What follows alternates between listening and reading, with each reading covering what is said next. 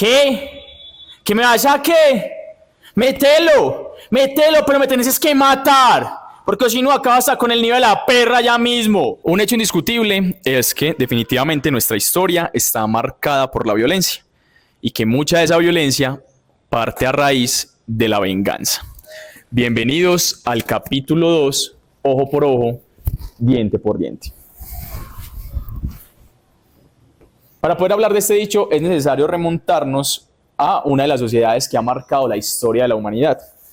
Vamos a ver si adivinan cuál es. Esta sociedad logró marcar un precedente en la cultura, en la estructura de las leyes de la sociedad y, aunque no lo creamos, marcó un hito en lo que viene siendo la ciencia y como la conocemos actualmente. Vamos a ver si la atinan. Vamos a tomar como referencia un artículo del World History Encyclopedia.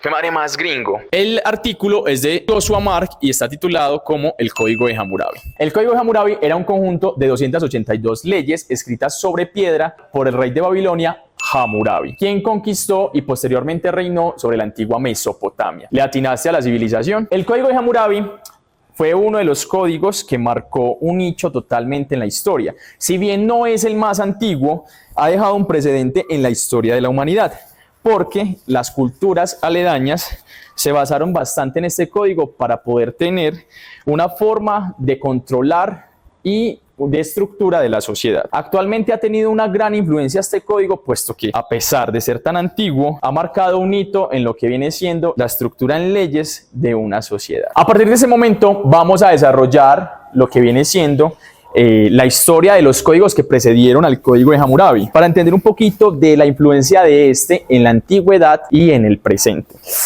Advertencia. Muchas de las palabras que voy a decir de ahora en adelante, posiblemente, muy posiblemente, van a ser mal pronunciadas.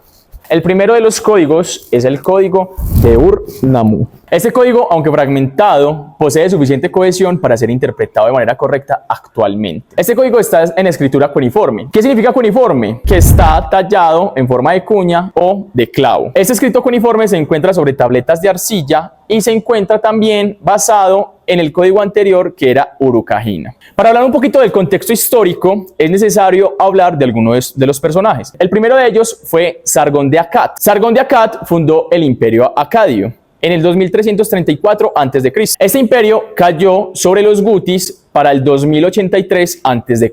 Posteriormente apareció el rey Uruk, quien lideró una rebelión exitosa contra los gutis. Este rey falleció tiempo después y posteriormente apareció Ur-Nammu junto a su hijo, quienes expulsaron a los gutis. Uno de los argumentos utilizados por el rey Ur-Nammu para poder darle más credibilidad a su gobierno fue el implementar la figura de los dioses para poder hacer regir su palabra como la absoluta y darle más credibilidad a lo que viene siendo el conjunto de leyes que prevalecieron en su mandato. Estas leyes seguían una estructura condicional. ¿Qué quiere decir condicional? Si se desarrolla esta acción, vamos a tener esta consecuencia. Si hacemos algo, vamos a tener una consecuencia en cambio. Si pasa esto, entonces va a pasar aquello. La estructura de las leyes en el reino de Ur-Nammu, en el código de Ur-Nammu, establecían su código justamente en sanciones que se pagaban con dinero. Todas las represalias que habían se pagaban bajo una dinámica monetaria. ¿Qué pasaba entonces con aquellos que no tenían la manera de poder pagar esta sanción? Vamos a dejarlo un poco a la imaginación de ustedes. Hablemos del contexto histórico y hablemos de alguien que no tenía la solvencia económica para poder pagarlo. ¿Qué creemos que puede pasar? El rey Ur-Nammu logró una gran estabilidad en su mandato para todo este pueblo. Más adelante, esto se conoció como el Renacimiento sumerio. Otro de los códigos del cual vamos a hablar en este momento es el código de Lipit-Ishtar. Durante la tercera dinastía del reino de Ur, el reino se debilitó bajo los ataques de los elemitas y las invasiones amorreas. Ishbi-Erra, funcionario bajo Ibbi-Sin, criticó la debilidad del gobierno. Este derrotó a los invasores y fundó una nueva dinastía llamada la dinastía Ishin. Como los tiempos cambian, con el creciente cambio de las sociedades, el código de Ur-Nammu quedó obsoleto, puesto que esta nueva sociedad necesitaba unas nuevas leyes para poder prosperar y mantener la paz entre ellos. Lipit-Ishtar, el quinto rey de la dinastía Ishin, construyó un código legal que asumía nuevas leyes para el comercio y la familia. Este nuevo código mantenía la estructura del Ur-Nammu en términos de pagar las sanciones con términos monetarios, pero agregó nuevas sanciones para algunas situaciones familiares y comerciales. Un ejemplo de esto puede ser para regular las disputas por herencias. Otro de estos se debió a los hijos de las prostitutas. ¿Quién se iba a hacer cargo de ellos? ¿Cómo funcionaban las herencias? El código se encargaba de estructurar para volver de una u otra manera la sociedad un poco más justa este tipo de normas que el código Ur-Nammu no contemplaba con anterioridad. Lipit-Ishtar fue honrado hasta el final de sus días y este código perduró hasta el final de la dinastía Ishin. Después de este mandato aparecieron otras figuras, entre ellas Hammurabi, quien comenzó su reinado de manera pacífica. Hammurabi seguía las ideas de su padre. Este desarrolla Babilonia y sus alrededores, construye templos y fortalece su ejército en secreto, preparando campañas para conquistar Mesopotamia. Se cree que el código Hammurabi fue promulgado a partir de 1772 a.C. Al menos eso es lo que se cree, puesto que es una estimación en la fecha. Hammurabi buscaba expandir su territorio, él buscaba conquistar todo Mesopotamia y expandir sus tropas por todo el territorio. Por lo tanto, él buscaba que sus leyes pudiesen brindar una estabilidad a todo el pueblo. Acá es donde entran una de las principales diferencias del código Hammurabi respecto a los códigos anteriores. Este deja el sistema monetario por un lado para poder incorporar un sistema de penas frente a ciertos delitos. Dentro del código de Hammurabi se encuentra la ley de Tailón, la cual parte del latín tailo, que significa venganza o retribución. Esta ley dejaba por un lado toda la parte monetaria para poder suplir todo lo que nosotros hicimos y empezó a atribuirle castigos severos de manera física a aquellos que infringían la ley. Es aquí donde parte lo que ellos decían: si una persona le quita el ojo a otra, esta pierde un ojo a manos de quien perdió el ojo. Si una persona pierde un diente a manos de otra persona, esta persona tiene todo el derecho de quitarle un diente a él. Y estos casos se ven de una manera más expuesta en forma de asesinatos.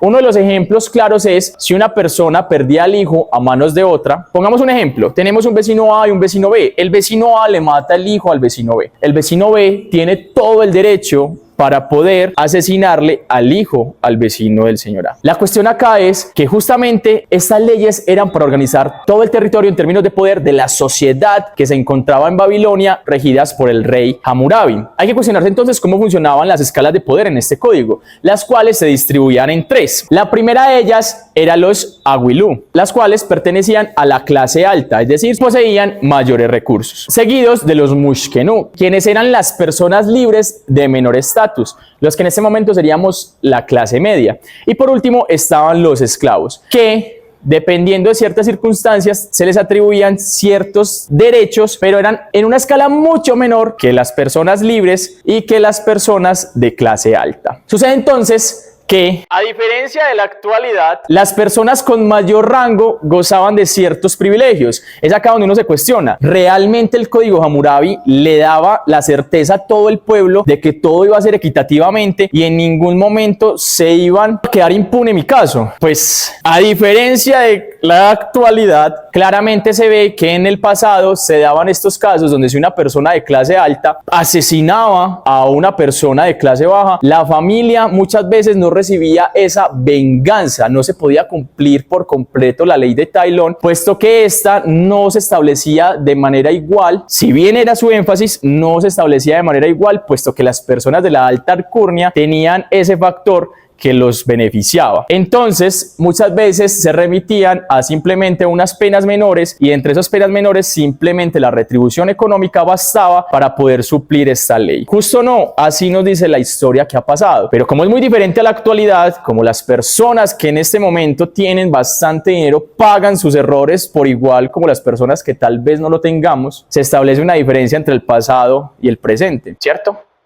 Uno de los cuestionamientos que hay que hacerse es: ¿por qué se estableció un cambio frente a lo que viene siendo un sistema que pagaba monetariamente los errores a un sistema que ya podía transgredir a la integridad humana? Uno de los argumentos se debe a que Babilonia, con la creciente expansión que tuvo gracias al rey Hammurabi, ya se volvió un pueblo demasiado étnico. Había una multiculturalidad impresionante y para poder controlar a todas estas personas era necesario regir bajo un sistema donde de pronto primaba el miedo. ¿Cómo así? Si si yo tengo miedo de cometer asesinato, puesto que me pueden asesinar a mí, yo no voy a cometer el acto. Este código tiene referentes de que funcionó para la época de Hammurabi, puesto que logró mantener la paz de los ciudadanos. Otra de las razones por las cuales de pronto este código logró un gran éxito en la sociedad fue porque Hammurabi, al igual que Ur-Namuk, logró establecer la figura de la deidad, la de un dios, para poder darle más credibilidad a su código. Este utilizó la figura de Shamash y a su lado estaba él para poder plantear sus leyes y decir que él solamente era un mensajero de los dioses que llegó al pueblo para traer su palabra. ¿De dónde habremos escuchado eso antes? Y por esto muchas de las personas que le atribuían un gran valor a la parte de la divinidad, de las deidades, de los dioses, lograron establecer entonces estas leyes como supremas e irrevocables. En los registros se encuentra que este código logró justamente mantener la paz entre los pobladores. Es así donde podemos ver un poquito de la historia. Claramente a cortos rasgos, porque sabemos que la historia es a los ojos de quien la ve. Entonces hay muchos fragmentos que son harina de otro costal para este video, pero podemos establecer un indicio de lo que fue el ojo por ojo, diente por diente, dejándonos un precedente de cómo fue evolucionando con el tiempo una idea que se utilizaron en el presente como un fundamento para las leyes de la sociedad. El ojo por ojo, diente por diente nos mostraron cómo para la época de pronto funcionaba la situación, pero en este momento que ya no se ve la venganza, que ya no se ve la ley por mano propia, de pronto no puede funcionar. ¿Será que sí estamos establecidos bajo normas que no tengan que ver con la venganza? Como dije, eso es harina de otro costal. Espero que se encuentren muy bien, que les vaya muy bien, espero les haya gustado. Sé que el video fue un poco denso, pero de quienes se quedaron hasta el final les agradezco de corazón.